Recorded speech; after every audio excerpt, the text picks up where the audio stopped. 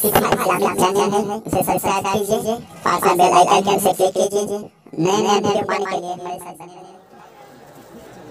तुम्हारी जिंदगी में अगर मेरे आखिरी नबी आखिरी पैगंबर आ जाए और तुम उस वक्त मौजूद हो तो तुम्हारी जिम्मेदारी ये होती है कि तुम्हें अपनी दावत अपनी तबलीग वहीं पर खत्म करना होगी, अपनी तबलीग वहीं पर बंद करना होगी।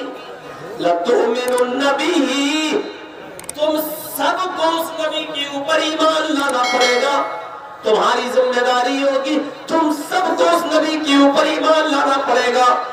नबियों को भी मोहम्मद रसूलुल्लाह पर ईमान लाना पड़ेगा।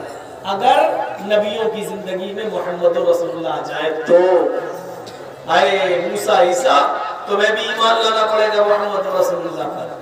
और दूसरी बात क्या कही, वला तंसुरुन्नहु, जो दावत हमने तुम्हें देकर भेजा है उसको खत्म करना पड़ेगा और उस नबी की दावत में उसकी मदद भी करना पड़ेगी, उसके मिशन में उसकी हेल्प करना पड़ेगी। वला तंसुरुन्नहु, तुम्हें उस नबी की मदद करना पड़ेगी। सारे नबियों ने मोहम्मद रसूलुल्लाह के बारे में बताया।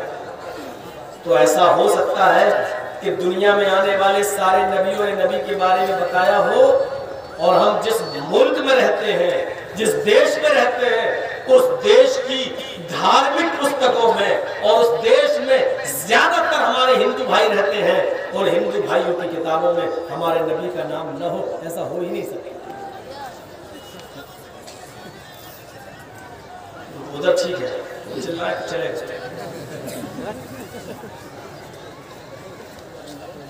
तो सुन रहे ना, अल्लाह के नबी सल्लल्लाहु अलैहि वसल्लम के बारे में पेशीन गोइयां भरी पड़ी है। जितने भी अरे आदम अलैहिस्सलाम का नाम तो हिंदू भाइयों की किताबों में बहुत खुलकर आया है। मनुस्मृति कहती है, देखिए जो भी हमने आदम का वाकया सुनाया था वो मनुस्मृति में ऐसे मिलता है। प्रभु ने, ईश्वर ने आशु को मिट्टी से बनाया, फिर उसके अंदर आत्मा डाली, मतलब रूह। उसके बाद उनको स्वर्ग में प्रवेश करा दिया। आशु बोर होने लगे तो आशु की एक हड्डी से, हमारे यहाँ पिसली है, हिंदू धर्म में हड्डी है, आशु की एक हड्डी से ईश्वर ने उनकी पत्नी स्त्री को पैदा किया जिसका नाम हियुवती या हव्यवती या शत्रुपा रखा गया। तीनों नाम वेदों में है, ये रखा गया। फिर उनको कहा गया इस वृक्ष के निकट मत जाना। फिर कली सांप की शक्ल में, शैतान सांप की शक्ल में आया और स्वर्ग में घुस गया। उसने आशु और शत्रुपा को अपने दांव में फंसाकर वृक्ष तक ले गया जिस वृक्ष के फल को खाने से ईश्वर ने मना किया था। आशु और शत्रुपा ने वही वृक्ष का फल खा लिया। स्वर्ग का वस्त्र, स्वर्गीय वस्त्र, जन्नती कपड़ा उनके जिस्म से, उनके शरीर से उतार लिया गया। फिर उन्होंने स्वर्ग के वृक्षों के बड़े बड़े पत्तों से अपने शरीर को, अपने गुप्तांग को, अपने सतर को छिपाया। फिर ईश्वर ने उनको स्वर्ग से निष्कासित कर दिया, जन्नत से निकाल दिया। ये पूरा वाकया मनुस्मृति में आज भी मौजूद है। और मैं सऊदीया में और इंग्लैंड में नहीं हूँ, भारत में हूँ। कोई भी आदमी मनुस्मृति में देख सकता है और नहीं मिले तो हमसे संपर्क कर सकता है। और हम भी ना दिखा पाए तो केस कर सकता है। भारत में सेकुलरिज्म है, जमहूरियत है। मनुस्मृति में ये चीज मौजूद है। जो वाकया आदम के बारे में मनुस्मृति में आया है यही कुरान में है, अभी बता ही चुका हूं। नूह अलैहिस्सलाम के ताल्लुक से मनुस्मृति में क्या आया, बस नाम का फर्क है। हमारे नूह वहां क्या है, मनु। मनु ने अपनी जाति के लोगों को, अपने समूह को बहुत दिनों तक सचेत किया, ईश्वर के प्रकोप से, अल्लाह के अजाब से डराया। हम हिंदी भी बोल रहे हैं जो वेदों में लिखी हुई है मनुस्मृति में, और उसको उर्दू में भी समझाते जा रहा है ताकि आप समझिए। मनु ने बहुत दिनों तक सचेत किया यानी डराया अपने समूह को, अपनी कौम को। फिर उन्होंने श्राप दे दिया, मनु ने श्राप दे दिया। श्राप क्या दिया? श्राप मतलब बद्दुआ। फिर मनु ने बद्दुआ दे दी, श्राप दे दिया, हाय प्रभु मेरी जाति के लोग नहीं मानेंगे, जिस धर्म को तूने देकर मुझे भेजा उसको स्वीकार नहीं करेंगे। हाय प्रभु इन सबको नष्ट कर दे, इन सबको बर्बाद कर दे, और एक व्यक्ति को भी मत छोड़, सबको नष्ट कर दे। मनु के श्राप के बाद फिर ईश्वरीय प्रकोप आया, अल्लाह का अजाब आया। धरती से जल निकलना शुरू हुआ और आकाश से भी जल की वर्षा होने लगी, और पानी चढ़ते चढ़ते चढ़ते चढ़ते पहाड़ तक पहुंच गया। मनु ने एक लंबी चौड़ी लोहा यानी नाव बनाई थी, नोवा लिखा, नोवा नाव बनाई थी। उसमें उन्होंने अपने अनुयायियों को, अपने ऊपर ईमान लाने वालों को बिठा लिया था, और हर पशु, हर जानवर का एक एक जोड़ा नर और मादा उन्होंने अपनी नौका में नाव में रख लिया था। फिर मनु का पुत्र एक पर्वत पर चढ़ गया, मनु का बेटा एक पहाड़ पे चढ़ गया। मनु ने उसको बुलाया, आजा ईश्वर ये धर्म को स्वीकार कर ले। ईश्वर का प्रकोप, अल्लाह का अज़ाब आज किसी को नहीं बचाएगा, छोड़ेगा। उसने कहा मैं पहाड़ पे हूं, यहां तक पानी नहीं आएगा। मनु ने कहा मेरे पुत्र आज ईश्वर का प्रकोप वहां तक भी पहुंचेगा। पुत्र नहीं माना, मनु की अपने बाप की बात, अपने पिता की बात भी न माना, यहां तक कि चल पहाड़ पर्वत तक चढ़ गया, और मनु का पुत्र मनु के सामने डूब के मर गया। ये पूरा का पूरा वाकया जो मनुस्मृति के अंदर मौजूद है, ये सेम टू सेम ऐसे ही वाकया कुरान बयान करता है। नूह अलैहिस्सलाम के ताल्लुक से आदम का जिक्र मौजूद है, नूह अलैहिस्सलाम का जिक्र मौजूद है। अब देखिए कुरान करीम के अंदर 3 नबियों का नाम बहुत ज्यादा आया है। एक नूह का, एक मूसा का और एक ईसा का, और मोहम्मद रसूलुल्लाह तो नहीं।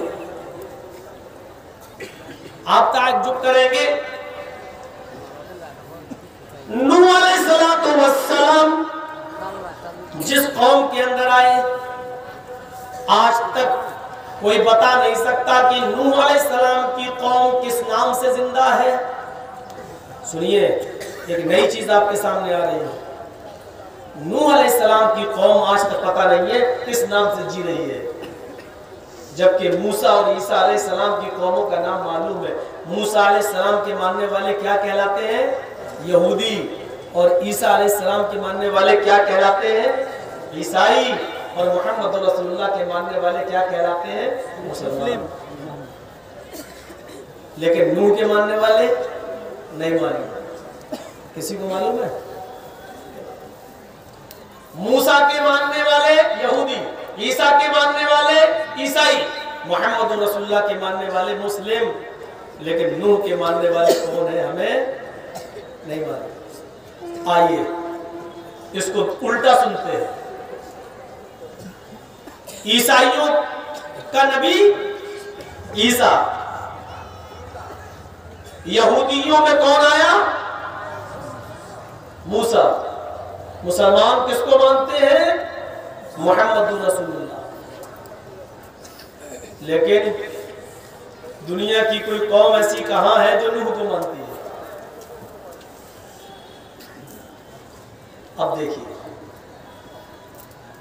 अल्लाह ने 4 नबियों का नाम बहुत ज्यादा जिक्र किया, नूह, मूसा, ईसा और मोहम्मद सल्लल्लाहु अलैहि वसल्लम।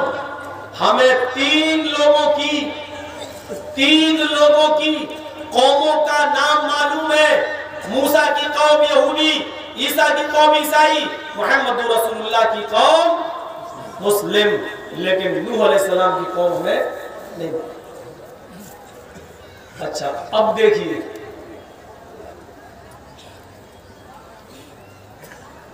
मूसा अलैहिस्सलाम पर कौन सी किताब उतरी? तौरात। ईसा अलैहिस्सलाम पर कौन सी किताब उतरी? इंजील। मोहम्मद रसूलुल्लाह पर कौन सी किताब उतरी? कुरान। लेकिन नूह अलैहिस्सलाम पर कौन सी किताब उतरी? नहीं भाई, नहीं भाई। आइए, बुखारी शरीफ की एक हदीस। अच्छा, कृष्णा मेनन इंग्लैंड की ऑक्सफोर्ड यूनिवर्सिटी में बैठा हुआ है, इसी इंडिया का रहने वाला है। सुनिए, कृष्णा मेनन की हैरत की इंतहा नहीं रही। ऑक्सफोर्ड यूनिवर्सिटी के अंदर उसका एक दोस्त ईसाई है, एक दोस्त उसका मुसलमान है, एक दोस्त उसका यहूदी भी है। होते हैं दुनिया के लड़के बड़ा सबसे दोस्ती है। चारों लोग एक टेबल पे बैठे हैं और खाना खा रहे हैं। एक यहूदी, एक ईसाई, एक मुसलमान और एक कृष्णा मेनन हिंदू। ये चारों लोग टेबल पे बैठ के खाना खा रहे हैं और साथ में जिक्र चल गया। एक मुसलमान कहने लगा, आए कृष्णा, मैं मुसलमान हूं, ये यहूदी है, ये ईसाई हो, तुम हिंदू हो। हम लोग अलग अलग धर्म के मानने वाले हैं, लेकिन आपस में भाई भाई बनकर रहते हैं। लेकिन आज हम लोग कुछ इल्मी बात करना चाहते हैं, एक अकल की बात करना चाहते हैं। का क्या है? ये मेरा भाई है ईसाई, मैं इससे पूछता हूं कि तुम कौन हो, वो कहता है ईसाई। मैं पूछता हूं कि तुम्हारे पास कौन नबी आए, वो कहता है ईसा अलैहिस्सलाम। मैं इससे पूछता हूं कि ईसा अलैहिस्सलाम को कौन सी किताब देकर भेजा गया था, तो ये कहता है ईसा। क्या कहता है ईसाई? बाइबल, इंजील देकर भेजा गया था। मेरा दोस्त ये यहूदी बैठा है, ये कहता है मैं मूसा को मानता हूं और मूसा को जो किताब दी गई उस किताब का नाम है तौरात। आए कृष्णा, अगर कोई मुझसे पूछे कि तुम कौन हो, मैं कहूंगा मुसलमान। तुम पूछो तुम्हारे दरमियान कौन आए थे, तो हम कहेंगे मोहम्मद रसूलुल्लाह। तुम पूछो कि मोहम्मद रसूलुल्लाह को कौन सी इल्म खुदाबंदी दी गई, कौन सी किताब दी गई, तो मेरे पास उसका जवाब है कुरान। आए कृष्णा मेनन, हम तीनों लोग मिलकर तुमसे सवाल करते हैं कि तुम्हारे पास कौन सा नबी आया था? कृष्णा मेनन कहता है हमारे पास कोई नबी तो आया था, हमारे पास नबी तो आया था, लेकिन उस नबी का नाम क्या है, उस अवतार का नाम क्या है, हमें नहीं मालूम। अच्छा ये बताओ कि उस नबी पर कौन सी किताब, उस अवतार पर कौन सी किताब उतारी गई? तो उसने फौरन कह दिया वेद, ऋग्वेद, यजुर्वेद, अथर्ववेद, सामवेद, ये आकाशीय ग्रंथ, आसमानी किताबें। उस मुसलमान ने कहा मैंने मान लिया, लेकिन इस आसमानी किताब का लाने वाला नबी कौन है ये तो बताओ। हम आसमानी किताब मानते हैं कुरान, लाने वाले मोहम्मद। ये आसमानी किताब मानता है इंजील, लाने वाले ईसा। ये आसमानी किताब मानता है तौरात, उसको लाने वाले मूसा। तुम आसमानी किताब मानते हो वेदों को, लेकिन लाने वाला नबी अवतार, ऋषि मुनि, पैगंबर कौन है तुम्हें नहीं मालूम। कहता नहीं, ये तो सच है कि आसमानी किताब है, लेकिन लाया कौन था ये मुझे नहीं मालूम। गौर करो, जो कौम अपनी किताब, आसमानी किताब अपने हिसाब से वेद, आसमानी किताब मानते लेकिन उन्होंने किताब लाने वाले नबी को भुला दिया हो तो किताब के साथ क्या किया होगा? जो किताब लाने वाले नबी को भूल गई हो उसने किताब के साथ क्या किया होगा? आओ मैं बताता हूं। अगर हिंदू भाई मौजूद है, नहीं है तो मेरी आवाज वहां तक पहुंचनी चाहिए। सुनो, मैं बताता हूं कि तुम्हारी इस आकाशीय गिरद वेदों को लाने वाला नबी कौन है। हमें ये बुखारी शरीफ की हदीस बतलाती है कि कयामत का दिन होगा। अल्लाह रब्बुल आलमीन हजरत नूह अलैहिस्सलातु वस्सलाम से कहेगा, ऐ नूह, मैंने तुम्हें जो दावत दी थी तुमने अपनी कौम को पूरी पूरी पहुंचा दी। कौम कहेगी हाँ। नूह अलैहिस्सलाम कहेंगे कि मैंने पहुंचा दिया। फिर अल्लाह कौम नूह को बुलाएगा, नूह अलैहिस्सलाम की कौम को बुलाएगा और कहेगा कि आए कौम नूह, आए फला फला लोगों, तुम्हारे पास कोई डराने वाला आया था? वो कहेंगे हाँ आया था, मैंने उसको दावत देकर भेजा था, क्या वो तुम्हारे पास गया था या नहीं गया था? नूह अलैहिस्सलाम की कौम कहेगी, हाय अल्लाह, हमारे पास डराने वाला तो आया था, समझाने वाला तो आया था। अल्लाह तेरे अज़ाब से हमें डराने के लिए कोई आया तो था, लेकिन कौन आया था ये मुझे नहीं मालूम। बुखारी शरीफ की हदीस है, नूह अलैहिस्सलाम की कौम क़यामत के दिन कहेगी, आय अल्लाह मेरे पास डराने वाला। मुसलमान तो कह देंगे अल्लाह मेरे पास डराने वाले मोहम्मद सल्लल्लाहु अलैहि वसल्लम आए थे, ईसाई कह देंगे ईसा आए थे, यहूदी कह देंगे मूसा आए थे। लेकिन नूह अलैहिस्सलाम की कौम क्या कहेगी? आय अल्लाह मेरे पास डराने वाला तो आया था, लेकिन कौन आया था ये मुझे नहीं मालूम। इस सरजमीन पर हिंदू एक ऐसी कौम है जो कहती है आसमान से जो किताब उतरी है ये तो उतरी है, आसमानी किताब है, लेकिन इस किताब का लाने वाला नबी कौन है ये हमें नहीं मालूम। उधर नूह अलैहिस्सलाम की कौम कहेगी डराने वाला तो आया था, लेकिन कौन था ये हमें नहीं मालूम। पता चला कि नूह अलैहिस्सलाम की कौम से हमारे हिंदू भाइयों का बहुत गहरा ताल्लुक है, नूह अलैहिस्सलाम से। और एक और नजरिए से समझाऊं, सबसे पहले मूर्ति की पूजा नूह अलैहिस्सलाम के इंतकाल के बाद उनकी कौम के अंदर शुरू हुई। नूह अलैहिस्सलाम के बाद, उनके इंतकाल के बाद कौम नूह में मूर्ति की पूजा सबसे पहले शुरू हुई। वद, सुआ, यगूस, यऊक, नस्र, ये 5 बहुत बड़े बुजुर्ग थे नूह अलैहिस्सलाम की कौम के अंदर।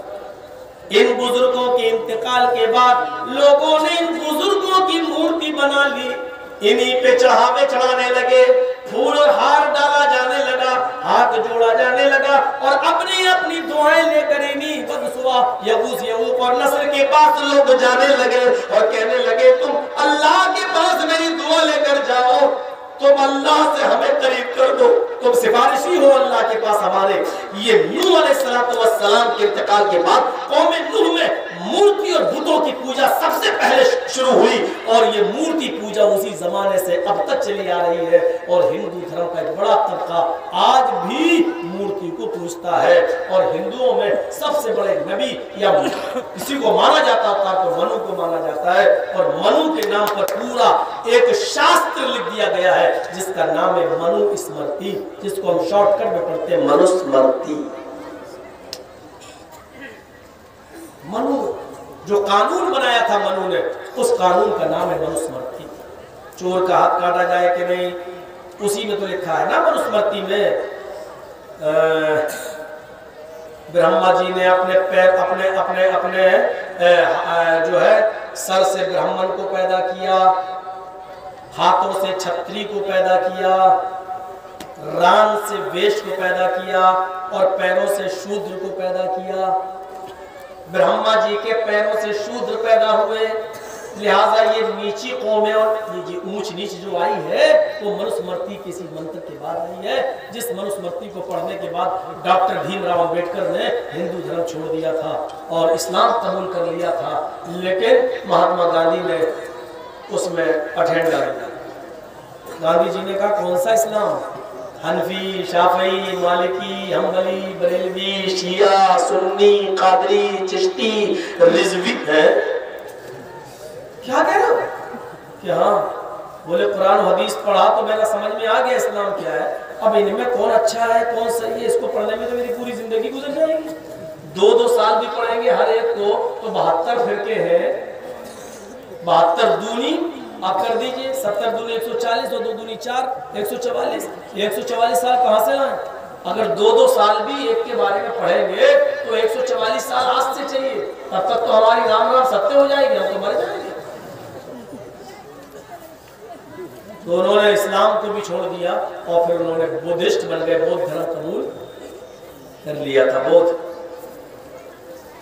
आप अंदाजा लगा सकते हैं कितना गहरा ताल्लुक है हमारे हिंदू भाइयों का नूह अलैहिस्सलाम।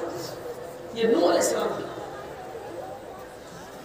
और फिर ये मानना पड़ेगा कि नूह को अल्लाह तबारक व तआला ने कुछ तो दिया था मनु को, क्योंकि हिंदू धर्म में इतने मंत्र आए हैं अल्लाह के रसूल के बारे में कि आप उसको काउंट नहीं कर पाओगे, गिन नहीं पाओगे। बाइबल में कम है, इंजील में कम है, तौरात में कम है, जबूर में बहुत कम है, लेकिन वेदों में भरे पड़े हैं मंत्र, भरे पड़े। शुरू करता हूं मैं। इदम जनाब श्रुतो नरा शंसिस्तश्विष्यते षष्ठिं सहस्त्रान्नवीतं चक्रौरं मरुष्वे धूतद्महे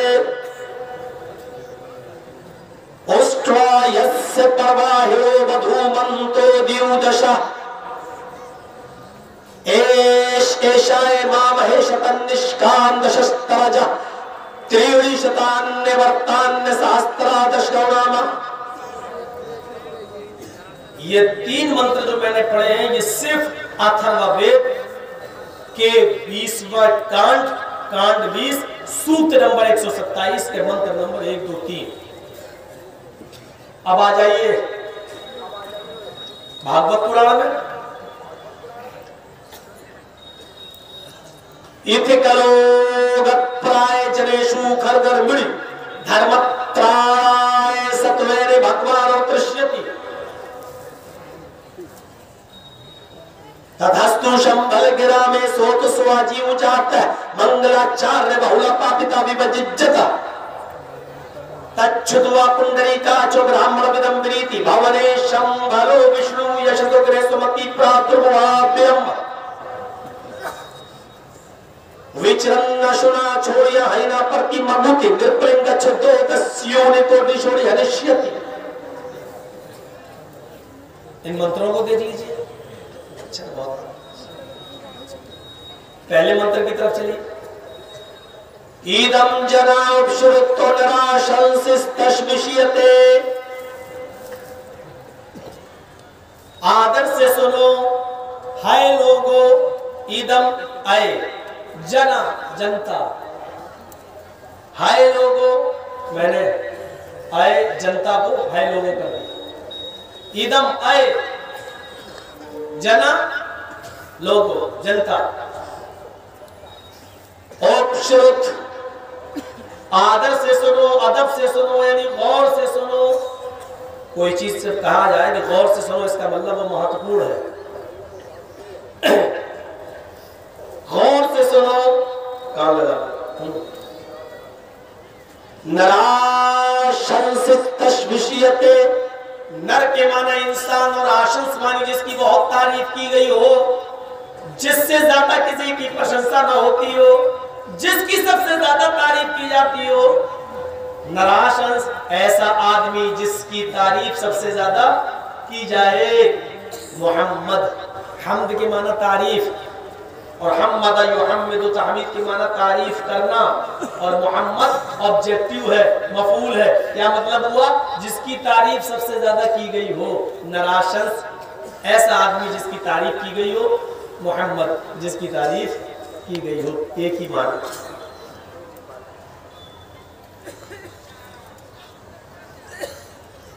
कसम खुदा की अगर यूपी के योगी जी को मालूम हो जाए तो नफरत करना छोड़ देंगे, अच्छी नजर से देखने लगेंगे। लेकिन कुर्सी बाप को नहीं छोड़ती है, बेटे को नहीं छोड़ती है, तो हम तो बाप बेटे हैं ही नहीं, हम तो कैसे छोड़ेंगे। वरना मंत्र देखिए, ये हिंदू धर्म की किताबों में ये मंत्र मौजूद है। कितने प्रेम, हम तो एक कोशिश कर रहे हैं हिंदू और मुसलमानों को अपने मंच से इत्तेहाद, इत्तेफाक और एक प्लेटफार्म पर लाने की और भाईचारा पैदा करने की एक कोशिश कर रहे हैं। अल्लाह करे कि हमारी कोशिश कामयाब हो। लेकिन हम कोशिश करते हैं 5 मिनट में ये सफेद पोश जिनके कपड़े जितने ज्यादा व्हाइट होते हैं उनके कारनामे उतने ही ज्यादा काले होते हैं, ये लोग उस भाईचारे को 5 मिनट में खत्म कर देते हैं। देखो ना, अभी एक आदमी यहां बोल के गया, मैं ही कोबरा हूं। तो कोबरा, ये भी नहीं देख रहे हैं मंच कौन सा है, अपने आप को खुद कोबरा बोलता। अंदाजा लगाइए, ऐसा डसूंगा कि शमशान घाट जाओगे, ये भाषा। जितनी मेहनत हम लोग करते हैं एक हिंदू मुस्लिम सिख ईसाई सबको एक प्लेटफार्म पे लाने की, 5 मिनट में मेरी मेहनत में पानी फेर देते हैं। और मीडिया इन्हीं के साथ इन्हीं के हाँ में मिला देता। क्यों? यही तो पाल रहे बेचारे। ये पालना छोड़ दे, फिर देखो असलियत सबके सामने है। नाशंस कितना बेहतरीन जुमला है। लेकिन चलो हिंदू भाइयों से कहो, आपके यहाँ आखिरी नबी को नराशंस कहा गया, हमारे यहाँ मोहम्मद कहा गया। फौरन कर देंगे मोहम्मद को हम नहीं मानते। हमसे ज्यादा प्यार करने वाला कोई मिलेगा, हम कहते हैं कि चलो तो मोहम्मद को नहीं मानते, हम नराशंस को मानने के लिए तैयार है। गले लगाओ हमें। ये नराशंस तुम्हारी किताब में आया है, तुम्हारी किताब में ये लफ्ज है कि वो आखिरी नबी का नाम है नराशंस। हम आप तुम्हारी किताब में आने वाले लफ्ज को, नराशंस को हम नबी मानने के लिए तैयार है। क्या तुम नराशंस का अरबी तर्जुमा मोहम्मद होता है, क्या तुम उनको नबी मानने के लिए तैयार हो? ना ना ना ना ना ना। हाथ जोड़ के लकुम दीनुकुम वलिय दीन, तुम हिंदू रहो, तुम मुसलमान रहो, हम हिंदू रहो। तुम्हारे लिए तुम्हारा दिन, हमारे लिए हमारा। और आगे देखो, इस तशविशियते नराशंस आएंगे, मोहम्मद आएंगे, इतनी प्रशंसा होगी उनकी कि विश्व में उनके बराबर किसी और की प्रशंसा नहीं होगी। इतनी प्रशंसा, इतनी प्रशंसा, इतनी तारीफ कि उनके बराबर किसी दूसरे की तारीफ होगी नहीं। मैं चैलेंज के साथ कह सकता हूं, अल्लाह की कसम, जितनी तारीफ जनाब मोहम्मद रसूलुल्लाह की हो रही है और होती है, उतनी तारीफ दुनिया में आज तक किसी की नहीं। ईसा का नाम लेने वाले उतने नहीं है, मूसा का नाम बार बार नहीं लिया जाता, रामचंद्र जी का नाम तो सिर्फ राजनीति को सियासत के लिए रह गया है। वोट मांगना हो तो रामचंद्र जी याद आ जाते हैं, जबकि रामचंद्र जी महान पुरुष, मर्यादा पुरुषोत्तम थे। हर मुसलमान को रामचंद्र जी की इज्जत, उनका एहतराम करना चाहिए, क्योंकि वो मर्यादा पुरुषोत्तम थे। उनकी शिक्षाएं, उनकी तालीम पढ़िए, नाम पर मत जाइए। नाम हिंदू धर्म में नाम हो सकता है, लेकिन उनकी शिक्षाएं और उनकी तालीम पर जाएं तो आप इज्जत करेंगे। और कुरान भी कहता है, तुम दूसरों के बुजुर्गों को गाली मत दो, वरना वो जवाब में तुम्हारे असली रब को, तुम्हारे हकीकी रब को गाली देंगे।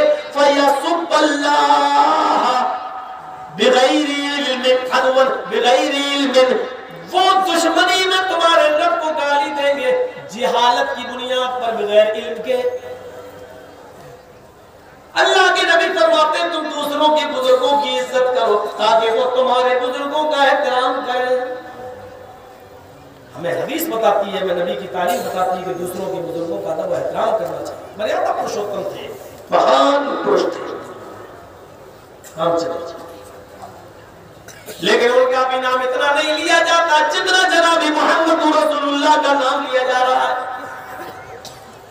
आप वुजू बनाते हैं तो पढ़ते हैं बिस्मिल्लाह, वुजू के बाद की दुआ में नबी का नाम लिया जा रहा है, अशहदु अल्ला इलाहा इल्लल्लाह व अशहदु अन्ना मुहम्मदन अब्दुहु व रसूलुहु।